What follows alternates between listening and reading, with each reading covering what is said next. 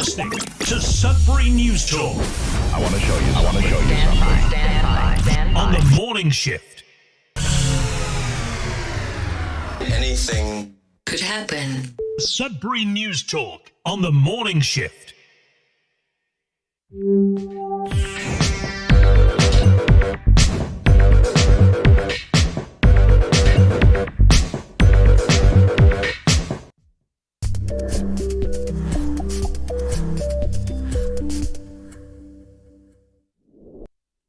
All right, good morning, everyone. Welcome to Sudbury News Talk on the morning shift. I'm AJ Walsh. Glad to be here with you. I'm glad you're here with us. We're live on CKLU 96.7 FM on the radio. We're also streaming at cklu.ca online. Click on the Radio Player Canada app. You can just stream us, and you can download the Radio Player Canada app, and you can take us with you. Listen to us anywhere, anytime on your favorite device.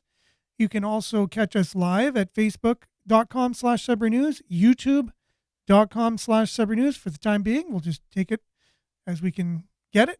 And we're grateful to those platforms while they exist and while we're allowed to basically have this community conversation about local issues and issues abroad. Make sure to like, share, follow, subscribe, share, and more importantly, comment, because I'll do my best to get the comments read for those listening on the radio or streaming at cklu.ca. But I, again, do my best. Sometimes there's a lot of comments and it's not easy to moderate them. I'm not sure what's happening with YouTube comments. For those watching on YouTube, if you're like, hey, he didn't mention my comments on YouTube, I don't see any comments coming through on YouTube. I'm not sure if that's because people on YouTube are not commenting, or it's because the comments aren't working and they're not coming through. So if they're not coming through on YouTube, then I don't know how to troubleshoot those things. I use a third party platform that would possibly have to troubleshoot that.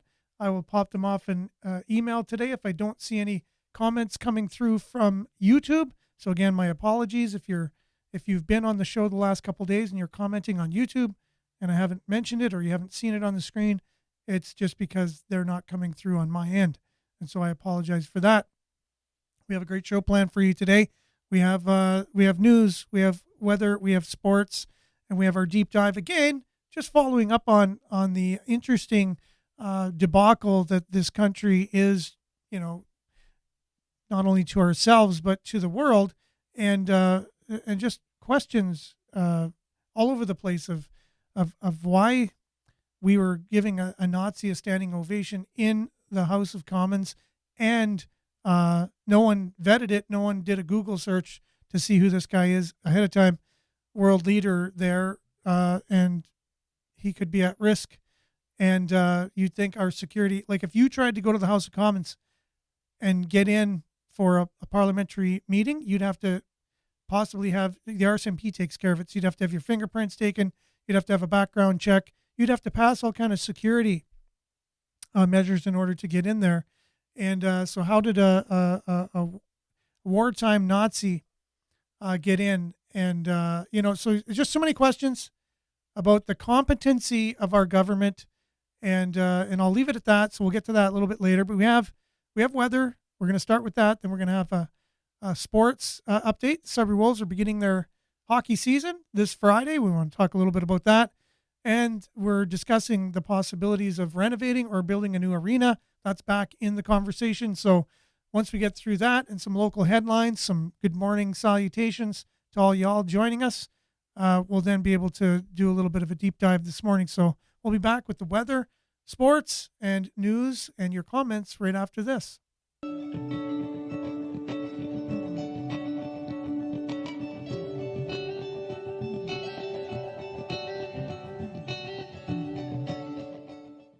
As usual, Sudbury weather is brought to you by sudburyweather.ca. Currently it is 6 degrees Celsius. That is, obviously. I know people weren't wondering whether or not we had Fahrenheit or Celsius, but it is 6 degrees currently. And today we can expect a mainly sunny, fog patches dissipating in the morning. High of 21, UV index 5 or moderate. Tonight clear, fog patches dissipating. Overnight, low of 7. Friday, sunny, becoming a mix of sun and cloud. in the afternoon. Fog patches dissipating in the morning. High of 22, UV index 5 or moderate. Extended forecast Friday, as we said, 22 mix of sun and cloud. And just like I knew yesterday, it was all sunny throughout the whole forecast, including Friday. And Thursday was forecast the day before to be totally sunny too, but then mix of sun and cloud, and now it's mainly sunny, and you don't see pure sun anywhere on the forecast anymore. I knew that was going to happen, so just want to call it. You can go back to yesterday's show and that can be proven. But anyways, now the forecast says mainly sunny tomorrow, not totally sunny. High of 22, mix of sun and cloud, not totally sunny, and 22 on Saturday.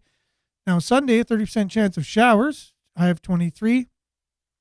Mix of sun and cloud for Monday, Tuesday, Wednesday, high of 23, 22, and 22, respectively. Look at your satellite, and it looks clear to me. So there are some clouds coming in over the Great Lakes. And, yeah. So nowadays, when clouds can be naturally made or we can make them, you never know when they're going to appear. But that's your Sudbury weather. Brought to you by SudburyWeather.ca. We'll be back with some sports. Sudbury Wolves get their season back up and running. And news headlines, your comments, and a deep dive into what is Canada these days. Anyways, we'll be back right after this.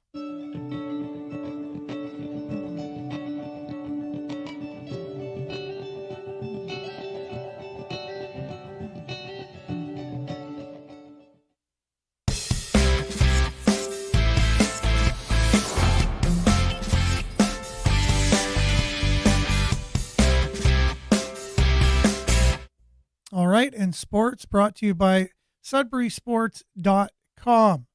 That's Randy Pascal, his website for all things Sudbury Sports. Visit SudburySports.com. The Wolves are very excited to unveil their 2023-24 theme schedule. This year's theme schedule is highlighted with several big games, including the Kids Jersey Day, Bilingual Night, Shoresy Night, Fan Appreciation Winter Wonderland Night, sensory-friendly game for those who are on the spectrum, and then some, a Indigenous celebration game, 2 bobblehead nights, and more. And they have a complete list of the games. We will share those on our Sudbury News Facebook page. The Wolves have committed to continuing Junior Wolves Sundays. Junior Wolves Sundays celebrate families on Sundays with a free skate immediately after the game with select members of the Wolves. Kids 10 and under will receive admission for all Wolves home games for only $10. The Wolves are introducing their brand new Walk Up Wolves Wednesdays, which feature free parking and special walk up pricing. Fans can save $5 off their tickets, exclusive for adult end zone seating only. Full details on each of these games will be released closer to the scheduled dates. Tickets for all regular season games are now on sale. GreaterSudbury.ca/tickets.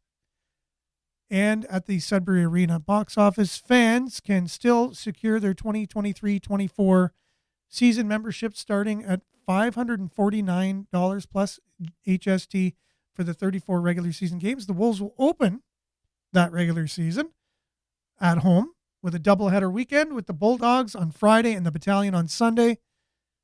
Friday's game is sponsored by Desjardins, who will be on hand with prizes and giveaways. Fans are also invited to come early to take part in the pregame party.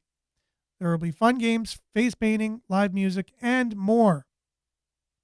Sunday's game is a Kids Jersey Day. Kids 12 and under will receive a free Wolves practice jersey while supplies last, that is. Sunday's game also marks the first Junior Wolves Sunday, as we said previously, of the season. Fans are encouraged to bring their skates and join members of the pack for a post-game skate. More information can be found at SudburyWolves.com. So that's that. That's your Sudbury Sports, brought to you by SudburySports.com. For all things Sudbury Sports, visit SudburySports.com. That is Randy Pascal's sports website, and he is that sports guy here in Sudbury. We'll be back with news headlines, your comments, some good morning shout outs, and much, much more when we come back right after this.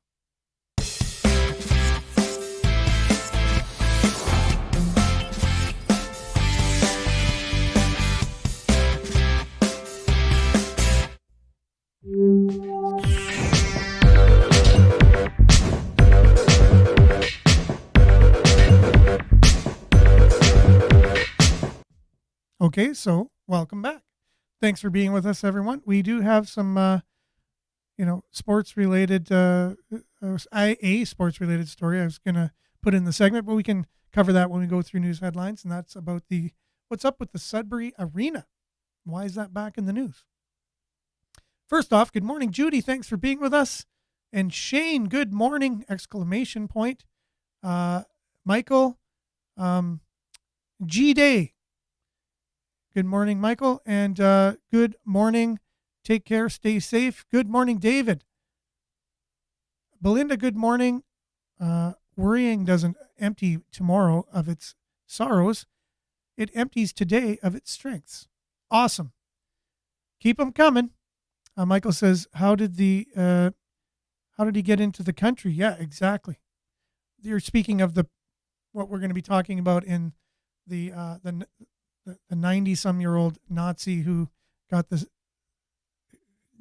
couple standing ovations in the House Commons, and what that's doing in the news. We'll be talking more about that later. Good morning, heart emoji from Danica. Good morning. And Maurice, good morning, with a sunshine smiley emoji. Thanks for being with us. Louise, corrupt government. I would tend to agree. And that's just a fact, by the way. That's not a theory. There's so many facts that point to so much corruption at the highest levels in the country. It's crazy. But we'll talk a little bit about that later. Belinda, another one falls on his sword for Trudeau, the dictator. That is Belinda. And Michael says, oh, please, the Speaker of the House is its own. And Brian says, good morning, Nichols City campers. Good morning. And, okay, good morning, Vin. Thanks for being with us. We are very happy to have you on this morning. Claire, the Speaker, has been taking Trudeau's part in Parliament the past year, if not longer, for all he was doing wrong.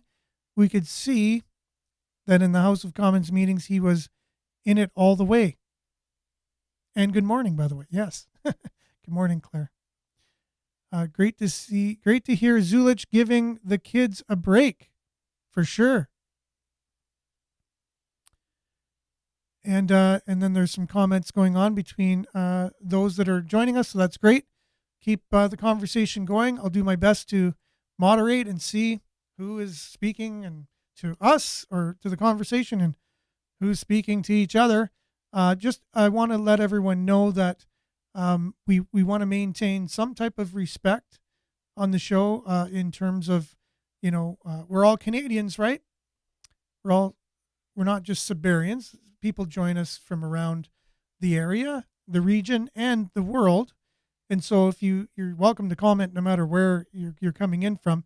But we just want to maintain and make sure that we're respectful to one another and keep things subject matter, according to what we're talking about of the subjects. And then we have varying views, very wide-ranging views.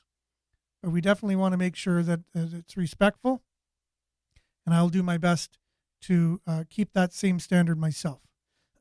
So I don't want to. Okay, so if you're not sure what troll means, we don't want to get into that area on the show. And if I see anything that's troll-like for the show, which it doesn't serve the show very well to have that type of commenting going on. It really distracts, and it's not part of what we're doing here. And as a one-man show myself, trying to see all the comments and stuff and make sure the conversation is moving along.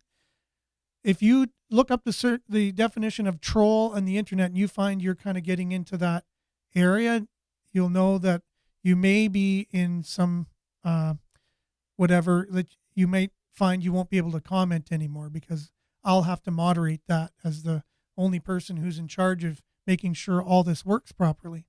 So anyways, I just wanted to say that, and keep comments respectful and, related to what we're talking about. Okay. Thanks, Finn. If you're meaning shared the Sudbury News, I'm not sure if that's what you meant or not, but appreciate it.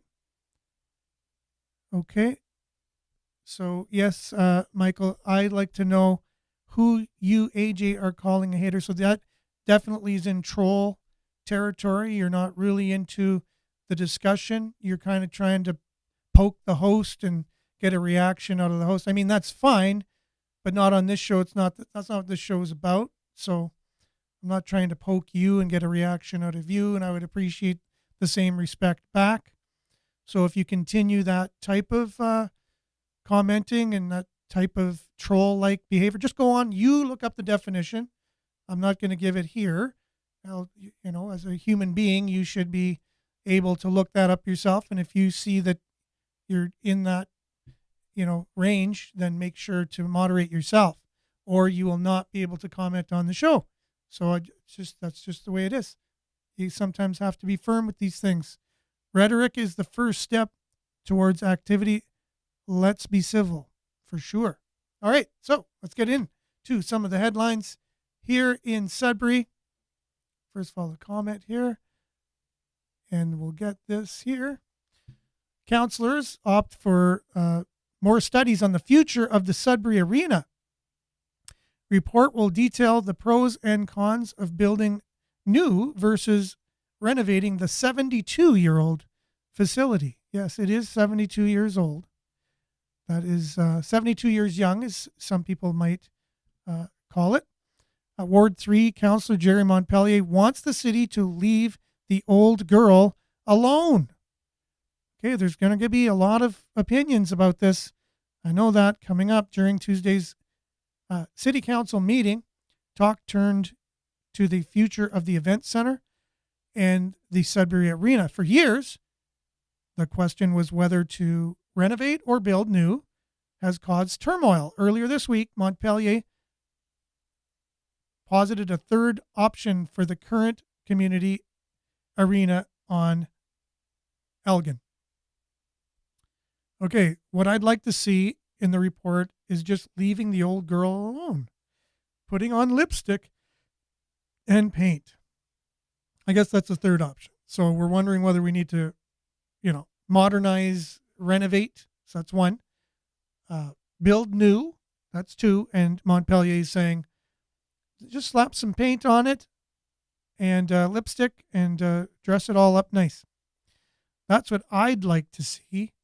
That's definitely the most cost effective, which is sure to be true.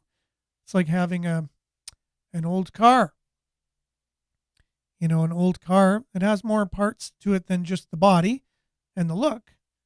It's got the wheels and the engine parts and all kinds of parts to it that help it to function other than just the look of it. And I think the same is true to the Sudbury Arena. There's a lot behind the scenes as well. And so if we just paint it, what are some of the other things? So that needs to be looked into. That's fine. But it's okay to at least suggest it. Obviously, Montpellier also noted he has asked staff numerous times for a list of the arena's structural deficiencies, but to date has not seen anything to indicate Greater Sudbury actually requires a new or highly renovated barn. Staff presented a report Tuesday outlining two resolutions on which council was to vote. The first concerned the renovation of the existing barn on Elgin Street. It required a withdrawal from the arena fund to up to $100,000 for additional analysis. You have your consultants. Consultants ain't cheap. The second resolution laid the foundation for a new event center rather than a renovation. It directed staff to proceed with developing plans for a new build event center in downtown, and would have required as much as $80,000 for a consultant's report. Ian Wood, the city's outgoing executive director of strategic initiatives, communications, and citizen services, said it would cost the city about $1.1 million annually for the next 10 years at least to maintain the Elgin Street barn as is in a fair condition, he noted. So again, it's the old car analogy, right? If you want your old car to be to not break down and to be safe and all these things, you have to maintain it, upgrade it, you add new parts and whatever, right? And sometimes you ever try to do renovations in your house and you want to keep some of the old stuff, and so you try and kind of get around all the old stuff so you can add the new, and then eventually you're like, this is harder than if I would have just ripped out the whole thing and just started from scratch. There's that too. So in the report presented Tuesday, staff put that figure to $970,000 annual. See, they took away a couple $100,000 from his initial findings that it would cost $1.1 million to maintain it. Ward 12 Councillor Jocelyn Landry Altman said, in addition to paint and lipstick, she'd like to see better accessibility for the old dame. So again, right? So once you start saying, let's just put lipstick on it and paint, oh yeah, but better accessibility too. So then you start ripping things out and adding, oh, but what about this? What about that? What about efficiency? Is it carbon neutral? So what's its carbon footprint of a building that was 72 years old? Probably electrically upgraded since then, obviously. But still, like could you, if you put some cost in it now, could it be more efficient in the future? There's those things. I would suggest, this is along the lines of Montpelier. This is Landry Altman speaking, agreeing with Montpelier that the old girl not only get lipstick and paint, but better accessibility. She chuckled. The accessibility is very poor in the present arena, and that is true, and that is something that needs to be addressed.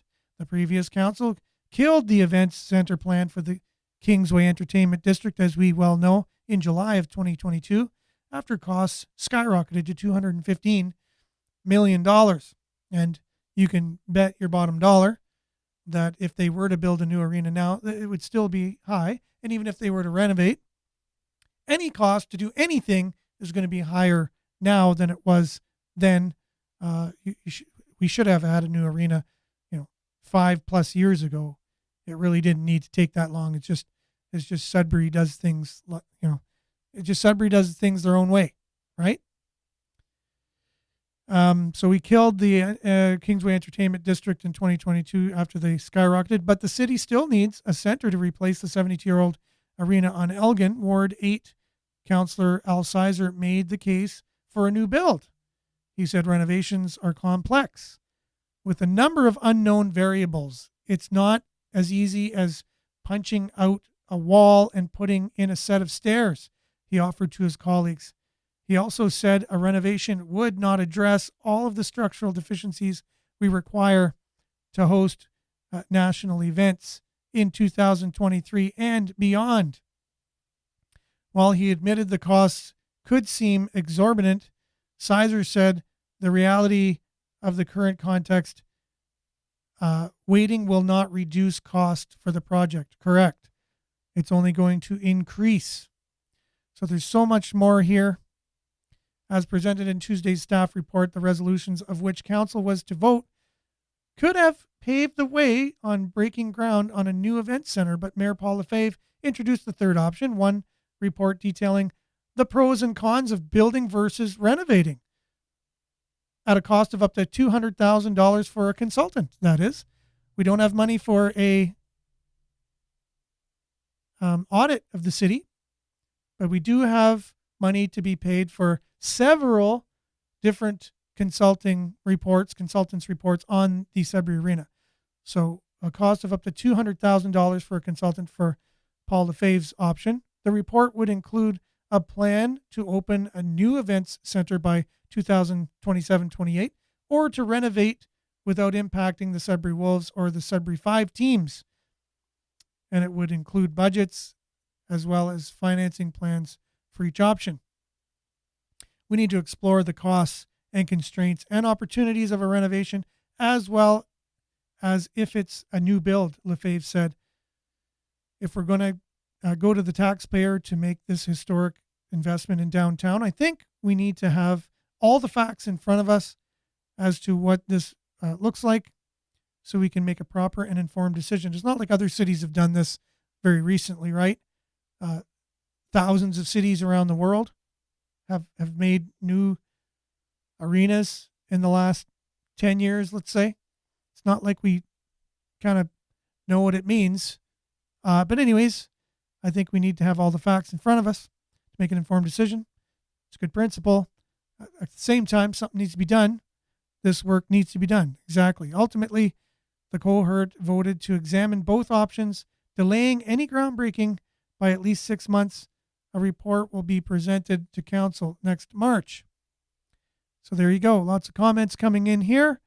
I'm not sure which ones are conversations between people and which ones are story related, but we'll go through and we'll do our best. Okay, so Belinda, it's funny with older schools, they tear them down to build new ones in this area. The same thing should be said of the arena. That's true. Schools, you don't see too much revamping of schools. It's like tear it down and build new. You do see sometimes building addition. Good morning, Monique. Thanks for being with us. Right? So it will cost much more to maintain. It will cost that much to maintain any new building as well. That's arguable, but that is something that needs to be looked into for sure. Good morning, Mona. Thanks for being with us as well.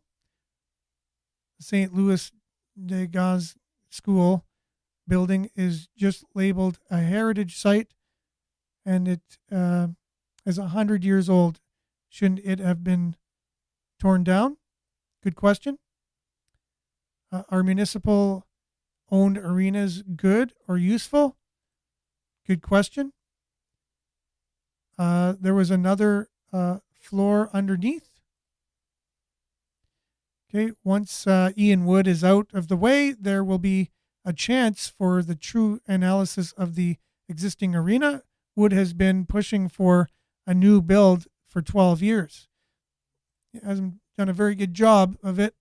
The arena is going to bankrupt us with consultants. It's a good point. North Bay renovated theirs, and it's great. It was very surprising to see that Mr. Wood left their example out, for sure. So it's good to look at all the angles here, and that's what we're going to be doing. We have Mike Perrant on the show tomorrow. We'll be talking to him about the arena, what his views are about it, along with other things. Natalie Labby should be joining us momentarily as well soon after that, possibly next week. And then we're talking about doing something so that way we can have more representation from the city council on the show to keep everybody informed. A direct link instead of us speculating a lot of stuff. We'll have them speaking directly to you through the show. So that's awesome. Looking forward to that. It was a great idea from Natalie. We were talking last night. They haven't torn down St. David's in the Donovan yet. So true. I guess when you use the words all or everyone or all the time or never, you know, there's usually exceptions to the rule, right? We have to watch language like that but you can say we most of the time do that, right? So, and what Justin Trudeau does most of the time when there's a crisis or something that he's got his feet in hot water, he usually retreats and backs off. And I don't know where he goes, but we saw the same thing during the protests in Ottawa. He was nowhere to be found when he needed to be there. And the same thing happened after this thing in Parliament. And Poilievre was asking the same question recently. Where was Justin Trudeau when he needed to answer the hard questions about what was on Canadians' minds? here he is, and we'll be back right after this. This is, by far, the biggest hit Canada's diplomatic reputation has ever taken in its history. And it happened under Justin Trudeau's watch. He chose to invite President Zelensky to Canada. He chose to have him on the floor of the House of Commons. He was therefore responsible for ensuring that that visit was a success. And all of the agencies that were supposed to protect a foreign head of state in our country, the RCMP, CSIS, Global Affairs Canada, and the Privy Council Office, all report ultimately to one man, that is Justin Trudeau. And who is the one man who is in hiding today? Justin Trudeau, hiding under a rock, unwilling or unable to defend his conduct on the floor of the House of Commons. If he is so blameless, why was he not in Parliament yesterday or today to explain his conduct? He was in Ottawa, but he was in hiding. That is the mark of a man who doesn't take responsibility and is not up to the job of Prime Minister of Canada. So agree or not, he was not in Parliament for the 2 days immediately following the standing ovations for the Nazi that was presented by the Speaker of the House, but was it just the Speaker's and the Speaker alone's responsibility? Later on resigned as Speaker of the House, right? But then later on, Justin Trudeau did show up in the House of Commons and was able to spar with Pierre Poilievre. And so this is a video with a particular person who's giving his point of view too. He's in the background and he's making comments. So, and obviously he's not a fan of Justin Trudeau. And so you can hear his, he's basically laughing and making comments that in no way is a reflection of this show or Laurentian University or CKLU. It's just the video that I was able to get of the House of Commons sparring. Was it yesterday or about what happened? And now we got a new Speaker of the House, so it's not there wasn't the Speaker that resigned, right? So here's a little look into how that looked, and you judge for yourself. I know you'll hear the comments in the background, but at the same time, just what do you think about what happened there, right? So we'll be back right after this. Oral questions. Question honorable leader of the opposition. Let's go, everyone. W's in the chat.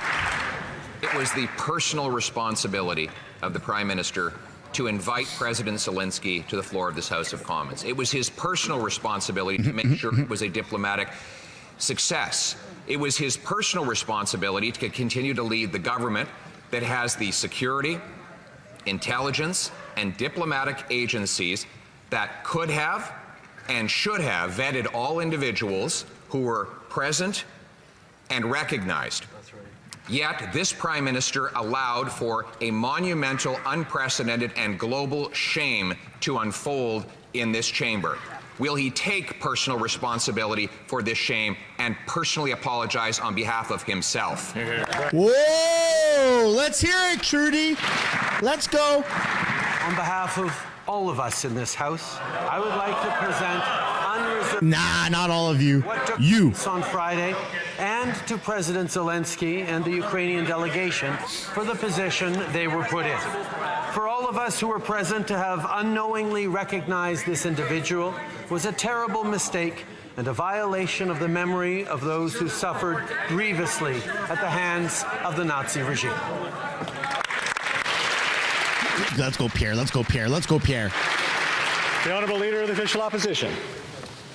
Did the Prime Minister's national security, intelligence, or diplomatic officials vet the names of the people that the Prime Minister allowed within mere feet of President Zelensky? Ooh. Sure.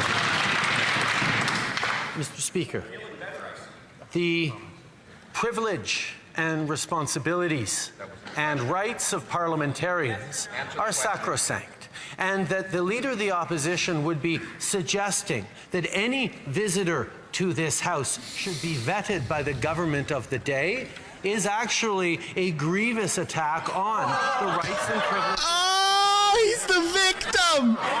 If the Leader of the Opposition or the Speaker or anyone wants our intelligence agencies to vet any of their guests, He's the more than victim! happy to do that in respect of parliamentary rights. The Honourable Leader of the... I can't believe it! The Prime Minister has just said that he allowed the president of a war-torn country, who is perhaps the biggest target of false propaganda and of potential assassinations, to be surrounded by hundreds of people who had not been vetted for their security background, their potential risks that they present, or in this case, the massive diplomatic disasters that they could have brought to that event. Is he really saying that he did absolutely nothing to protect the Ukrainian president from all of those many risks? Oh, mon Dieu, on the contraire, mon frère! Speaker, the facts are well known here. The Speaker issued the invitation, delivered the recognition, and has taken full responsibility. The Leader of the Opposition knows that not one parliamentarian was aware, but the truth does not matter to this Leader of the Opposition. He distorts, misleads, aims to confuse, all for partisan gain. It's all he knows how to do. You invited a Nazi! The Honourable Leader of the Official Opposition. Mr. Speaker, again, he deflects blame and responsibility for his personal failings. It is the duty of the Prime Minister to protect our diplomatic reputation. It was therefore his duty to ensure that his diplomatic, intelligence, and security forces ensured there was no one who could potentially present a danger either to the reputation or to the physical safety of the people present at such a massive international event. Right. But today, he said he did none of those things, and instead, after he found out about it, he hid in his cottage for 3 days. Is that what it means to take responsibility for this Prime Minister? Oh! The Right Honourable Prime Minister. Speaker, we all know how many years the Leader of the Opposition has served in this House, and we can surely remember all the times he has stood up to defend the honour, the rights, the privileges of parliamentarians. And yet now, in order to make partisan attacks, he is proposing that the government of the day have the ability to vet and oversee the rights of parliamentarians and indeed of the Speaker to include people in this House, to invite them into this House. I know that the Leader of the Opposition used to have more respect for Parliament than that, but he's busy making a partisan attack. Actually, the Speaker's Parliamentary Protective Service reports to the RCMP, which reports to the Prime Minister. So the Prime Minister says that his National Police Agency did Order. I can't hear the question, so I want to be able to hear the question. I want to be able to hear the answer, of course, as well. The Honourable Leader of the Official Opposition. Let me back up and start again. RCMP reports to the Public Safety Minister, who reports to the Prime Minister. And that Prime Minister is now saying that when he has foreign heads of state here, that terrorists, assassins, convicted murderers would all be allowed to just walk right into the building and be present within mere feet of a potential assassination target.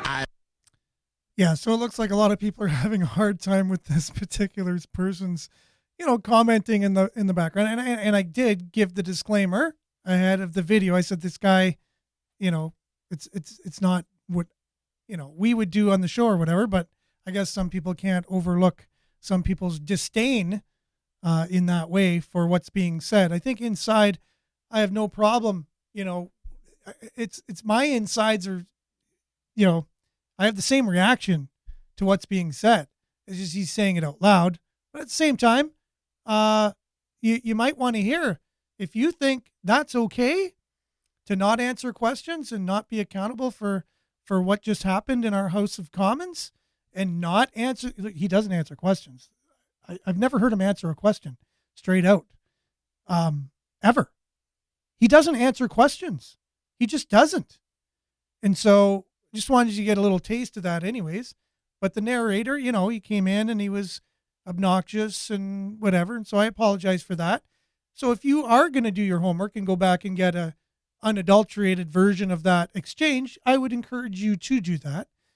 I myself didn't have the time I don't have a way to get CPAC, edited and whatever in time for the show with my full-time job and being full-time in a master's program, doing this volunteer every morning. So I did give a little disclaimer at the beginning saying there is a guy talking. He's partisan, obviously, and whatever. So I guess we'll just leave it there. Go and see the end of it. Go and watch it if you want. If you just want to not know what's being said in the House of Commons, that's fine too. Just trying to give a little peek into the exchange that just took place over this. Now, the United States and other countries' view, and this particular person looked at what the Speaker of the House, when he was reading the introduction for this Nazi, and it said he fought the Russians in World War II. And then his eyebrows go up, and he's like, wait a minute. That means he must have been fighting for the Germans, because the Russians were our allies in World War II. So he caught that when he was reading. So did he really know? Did he write the introduction? Why did he have this reaction? That's what this particular person is saying. And then there's an interview after with a independent media journalist from Canada asking him what the heck happened here. So just, again, a little view from outside of our country, not always being in the CBC, CTV bubble of coverage. You get to see a little bit of other insights from others on the topic, right? Here's the former Speaker of the House. In the chamber today, Ukrainian Canadian world veteran from the Second World War who fought the Ukrainian independence against the Russians. Nope. And continues to support the troops today. He just realized what he read. Even at his age of 98. I'm sorry. Pause it again. This is too rich. This is actually hilarious. He realizes what he read. Did you see the reaction there? He realizes what he just read. The Russians were our allies. The Russians defeated the Nazis. I just read a highlight reel supporting a Nazi. You watch his face. First he gets confused, and then he realizes he fought the Russians, and then his eyebrows perk up and his head rears back, and he's like, holy smokes, I just read a highlight reel for a Nazi. All right, I promise this is the last time I'm going to play it. This is just too rich to me. He realizes that he just read a script promoting and hyping up a literal Nazi. I mean, folks, we are just in complete clown world. Okay, I'm going to shut my mic off. Here you go. He promotes a Nazi, Canadian Parliament, 2 rounds of applause. We have here in the chamber today Ukrainian. Just watch the face. Just please watch the face. It's priceless. Canadian world veteran from the Second World War who fought the Ukrainian independence against the Russians and continues to support the troops today, even at his age of 98.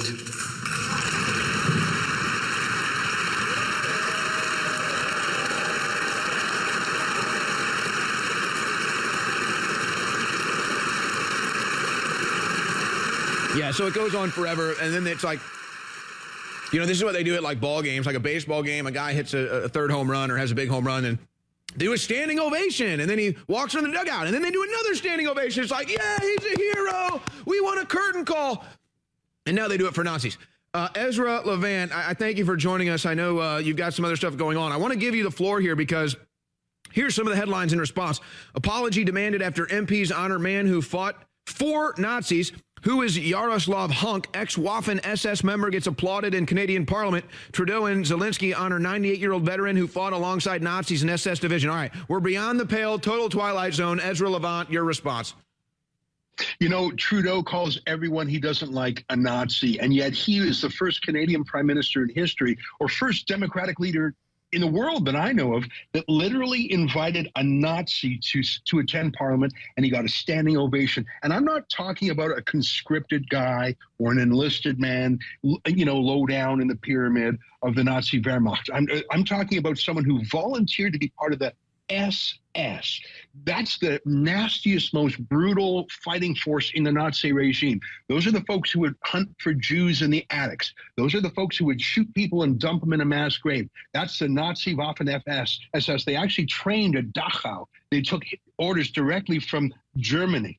And this guy sneaked into Canada about 70 years ago by lying about his past. He said he wasn't with the 14th Waffen-SS battalion. He was with the 1st Ukrainian battalion. He lied. He faked the name of his group so he could come to Canada.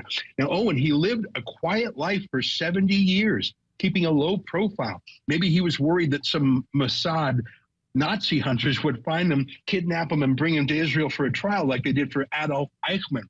So he lives his whole life in Canada. He's 98. There aren't many of these guys left.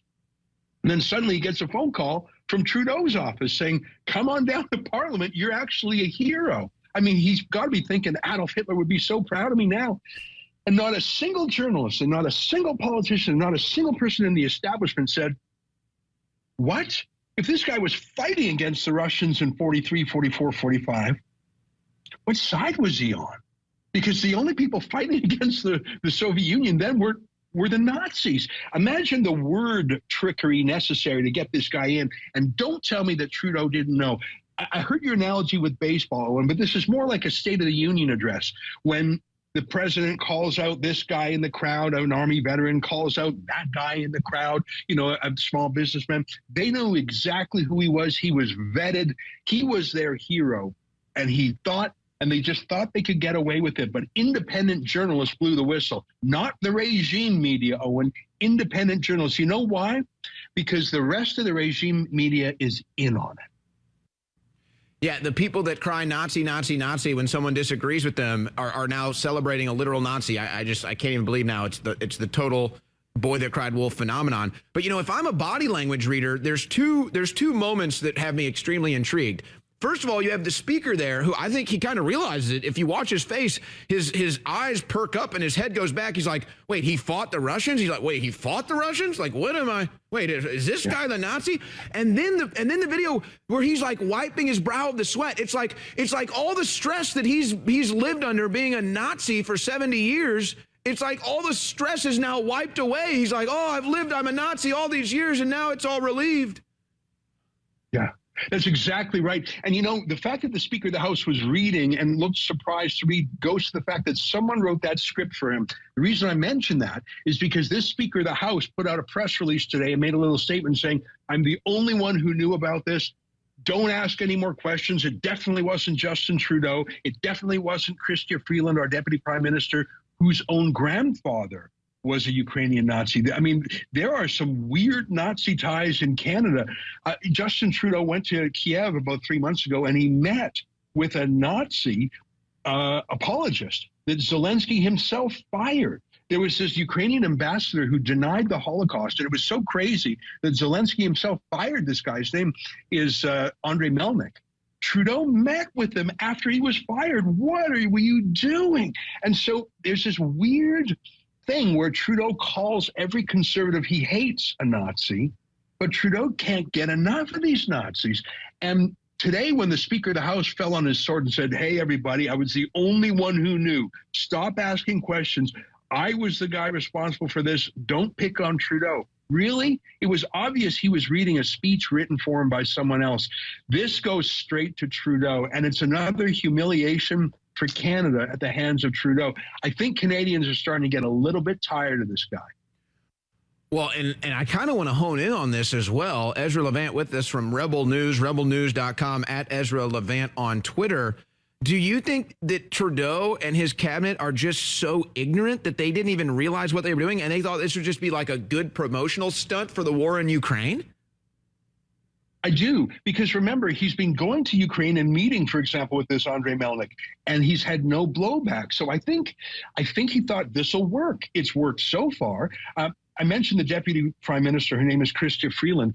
her grandfather was actually a Nazi. He expropriated a Jewish newspaper in Ukraine and turned it into a Nazi propaganda rag. Now, I'm not blaming a granddaughter for what her grandfather did. All right, folks, you can't make this up. Ezra, I'm sorry, we're up against a short break. This is a short break. We got 5 minutes on the other side. Stick with me through this break. Let's hone in on this. Folks, this is Twilight Zone level. I mean, I'm hearing the Twilight Zone music behind me now. Yeah, we should be playing this music when we play that clip from Canadian Parliament where they're celebrating a Nazi, a literal Nazi. It's the boy that cried wolf. I mean, it's also strange, Ezra Levant with us here, rebelnews.com. But talk to me about the backlash here. Obviously, the mainstream media that accuses everybody being a Nazi is not going to be covering this, but the backlash must have been real because the speaker had to issue a statement in a coverage of Justin Trudeau. Are they really this ignorant? Is it all a publicity stunt? I mean, what the hell goes on that leads to this moment? Well, I mentioned to you a few months ago, Justin Trudeau went to Ukraine and met with a Holocaust denier named Andrei Melnik. And it's not just my accusation that he's a Holocaust denier. He went on TV denying it. It was so awful, Zelensky had to fire him. So imagine meeting with that guy. So Trudeau's meeting with these Holocaust deniers. He's hanging out with these extremist people, and nothing happens. There's no reverberations back home in Canada. So he's thinking, oh, okay, so that's how it is now. I can go further. And so on Friday, when Zelensky's in Ottawa, this is Trudeau's big moment. He says, I'm going to show what a guy I am. I'm going to find this one Ukrainian freedom fighter who's actually a Nazi. And I'm going to show it was a show-off moment for Trudeau. And he almost got away with it, Owen, because at Friday, no one said anything. Saturday, no one said anything. And by no one, I mean there were 338 members of parliament in the room. No one said anything. There were a lot of other guests. In fact, in the video clip, you can see right near this Nazi were Canadian military brass. They surely knew what was going on. They said nothing. Countless journalists were covering this. They said nothing. Trudeau almost got away with it. But then independent journalists, including myself, started putting two and two together. I did a little bit of a tweet storm late Saturday night. I got 3 million impressions on my tweets. There was a professor who got millions, and all these sort of independent people on Twitter, and I started tagging the official anti-Semitic fighters, the anti-Semitic fighters in Canada, saying, where are you with this? How are you okay with this? And I guess so many people online started making this a thing that the dam broke, and a Holocaust memorial group put out a statement, and then another did, and then it just finally the dam broke, but not because of any mainstream media journalists. And that goes to show you that whenever they condemn someone as bigoted or racist or Nazi, they don't actually mean it, because they don't actually care. Because a real life Nazi whose hands are probably covered in blood, when he was there, they didn't say a word because they wanted to protect the precious Justin Trudeau. And it took grassroots independent Twitter journalists to make a difference. So, Owen, never, never, never allow the establishment to get away with calling you names, because odds are it's projection. They accuse you of what they are doing themselves. And thank God for Rebel News and Ezra Levant to be there to push this over the dam. And so, I mean, again, like, this is beyond the pale. What is the breaking point, though, for the Canadian people? I mean, Trudeau is not popular. He was nowhere near winning the popular vote. But, I mean, what is the breaking point? The arresting of journalists, the arresting of pastors, the crushing of dissidents. Well, I think a couple things are turning. First of all, the economy. Inflation is out of control. Housing prices are skyrocketing. Housing prices are twice as expensive proportionately here as they are in America. Young people just can't buy homes. And Trudeau has doubled immigration in the last year. It's the equivalent of 10 million people a year in America. It's 1 million a year in Canada. We're 1/10 your size. So you've got out of control inflation, unaffordable homes, doubling immigration, and then you've just got scandal after scandal. I think people are getting sick of Mr. Woke. He's like Gavin Newsom. He runs a failed state. Imagine if Gavin Newsom were your president. That's what Trudeau is. Oh, my gosh. Well, we might not have to imagine. Ezra Levant, at Ezra Levant on Twitter, rebelnews.com. Folks, I'm really appreciative of him joining us. This is how it is in media. He's literally eating his lunch in the break. Yeah, so grateful for independent media because we can't rely on the mainstream because it's being paid by the very people that we're trying to find information about. So they're going to be silent like crickets. So I'm glad we wouldn't be talking about this if it wasn't for people like Ezra de Levant. So think what you will of him, but I think it's true journalism myself. The true journalists are being demonized and called Nazis, while Nazis are in our parliament and everything's fine according to our mainstream. That's Sudbury News today. We'll be back same time, same place tomorrow, 7:30 to 8:30 on CKLU 96.7 FM, Facebook and YouTube Live at facebook.com/Sudbury News, youtube.com/Sudbury News. Thanks for commenting, everyone. Thanks for being with us. And stay tuned now for Earshot Daily on CKLU 96.7 FM. See you tomorrow, everyone. We'll be on with Mike Parent, City Councilor here in the city, and be able to ask him some questions. So make sure to have your questions ready for him tomorrow. Have a great one, everyone. Ciao.